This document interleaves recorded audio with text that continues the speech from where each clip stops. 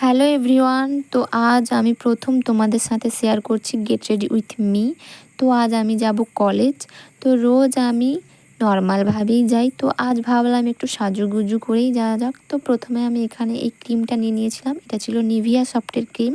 তো আমি এটা সবসময় ইউজ করি না, যখন আমার ভালো লাগে তখনই আমি এটা ইউজ করি, কারণ আমার স্কিনটা হচ্ছে অয়েলি স্কিন, কোনো কিছু না নিলেই এমনিতেই তেল তেলে ভাব চলে আসে। তো তারপরে এখানে আমি নিয়েছিলাম মাস্কারা। তো পুরোটাই আমি ক্যামেরা দেখেই করেছিলাম, আর যেটা করেই আমার চোখের অবস্থা খুব খারাপ হয়ে গেছিলো, পরে সেটাকে আমি আবার ঠিক করে নিয়েছিলাম। তারপরে নিয়েছিলাম আমি লিপ লাইনার, যেটা দিয়ে আমি আমার লিপ লাইন ড্র করে নিয়েছিলাম।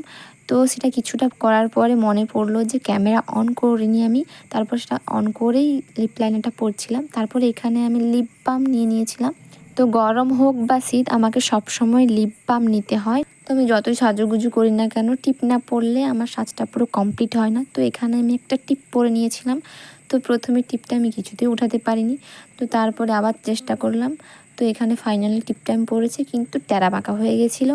তো তাই জন্য এখানে একটু ঠিক করে নিয়েছিলাম। তো দেখো এখন পুরো সাজটা যেন এখন কমপ্লিট হলো। তো যেটা আমার সবসময়ের জন্য প্রবলেম হয়, হেয়ার স্টাইল, আমি কীরকম হেয়ার স্টাইল করব।